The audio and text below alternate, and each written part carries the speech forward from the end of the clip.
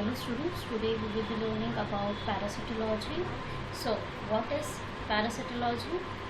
We will know, and there are different terms that we will be studying about, such as parasite, host, vector. So starting with animal behavior. Animal behavior are of different types and it can be termed as symbiosis because they tend to have interaction with each other, and these interactions can be of different forms such as parasitism, commensalism and mutualism. Talking about commensalism, it is a behavior in which one animal is benefited while the other stays unbenefited, or rather it is not being harmed by the animal which is sticking to it. Here we have an example of the fishes, of which one is the suckerfish, which always remains in association with a shark or bigger animal so that it can consume the food which the bigger animal will be hunting for. Similarly, the next animal interaction is called as mutualism. In this you can see the example of a buffalo and the small egrets which is been feeding on the parasite which sitting on the body of this buffalo. But the last one, that is parasitism. What is parasitism? To know that, let's move further. So basically what is parasitism? It is also called as antagonism. What is it? It is a type of negative interaction between members of two different species in which one is benefited and the other is necessarily being harmed. The one which is benefited is referred to as parasite, while the other which gets harmed is called as a host. So parasitology is a branch of biology which deals with the study of parasite with reference to their host, life cycle, pathogenicity and control measures. But then what are these parasites? So before that, let's go on to the terms that we are going to study in today's lecture. The first one is parasite, second one host, and third one is vector. So parasites vary in size and are basically microscopic structures to macroscopic structures. Mostly they include all the viruses, bacteria, fungi, protists, worms, arthropods and a few vertebrates.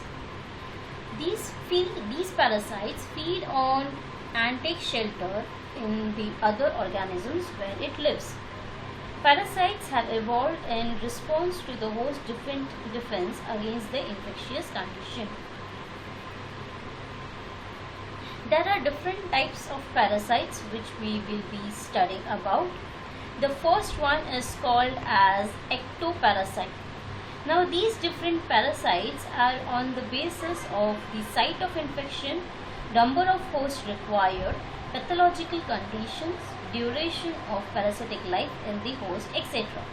So the first one which we are studying is known as ectoparasite, or we also call it as exoparasite or even external parasite. These parasites that lives or attaches to the skin or external surface of the body of the host is called as ectoparasite. Mostly ectoparasite have suckers or modified mouth parts to obtain nourishment and keep themselves attached to the body parts of the host. Example, Italian cattle leeches, mosquitoes, ticks and bedbugs. These are basically blood-sucking parasites. Moving to the next one, that is endoparasite or internal parasite. The parasite which lives inside the body of host is called as endoparasite. They occur in different tissues and body parts of their respective host. Example, Ascaris, tapeworm, which are found in the digestive tracts of man. About the tapeworm we will be studying in the further lectures. Moving to the next one, that is temporary parasite.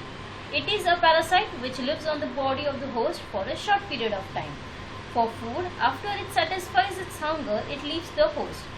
That is, after it is being feeding on the host animal, for example the mosquitoes, they suck the blood and then they leave the host animal and then they search for the another host animal. Similarly, we have bedbugs and vampire bats. Next is permanent parasite. These parasites lead their life on a particular host for the entire period. That is example Ascaris, which resides in the intestinal part of a human being, and even Buccaria bancrofti, a lymph parasite, which is found in the lymph glands.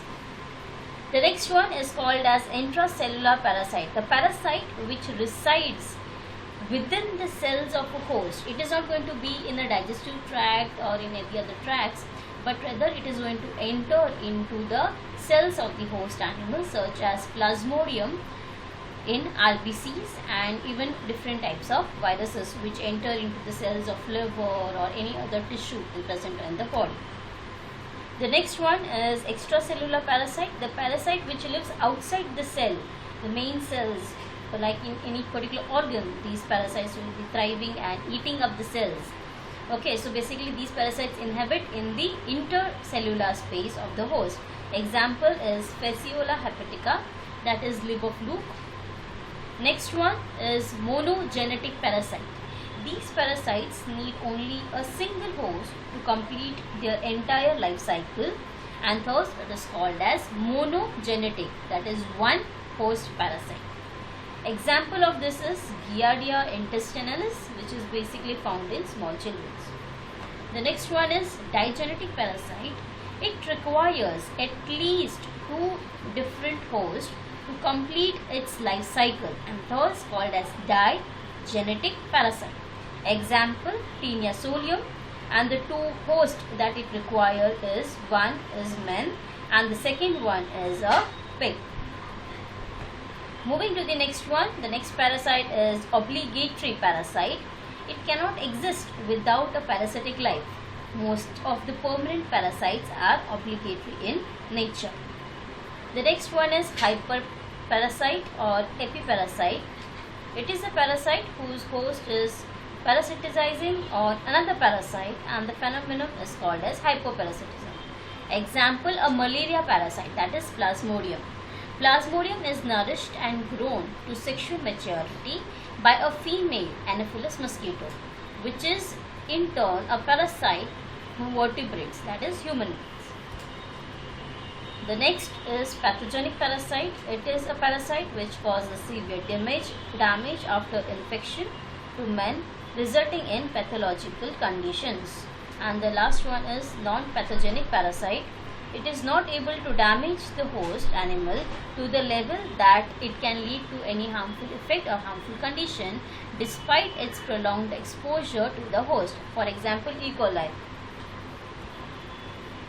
The next term that we are going to talk about is host. So, what is a host? It is any living organism which harbors the parasite. Host provides shelter and food to the parasite and supports their growth and reproduction.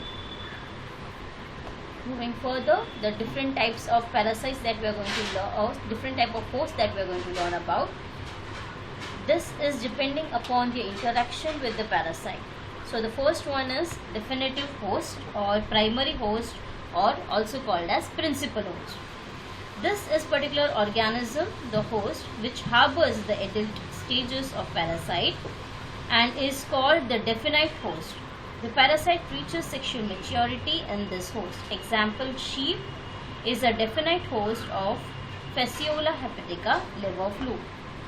The next one is called as intermediate host or secondary host. The host that harbors the larval or sexual stages of parasite is called an intermediate host. That is, it is going to lie in between the parasitic primary host, because it cannot ever sexually mature in that host organism. So basically the larval or the sexual stage is going to take place in the secondary host. Example is mosquito and pond snail, that is Anopheles and Lypnea, are the secondary host of malarial parasite and liver fluke respectively. So here is an example of the liver fluke transmission. So this is how the liver fluke look like, and liver fluke are basically found in moist, humid and water body area. And the next here you can see is a pond snail, which can be easily found near any pond bodies, and when they are feeding on the grass, this liver fluke enters into the body of the pond snail and will asexually produce or grow in the body of the pond snail. And when these pond snails are eaten by the small fishes of the pond, they are being transmitted to these fishes.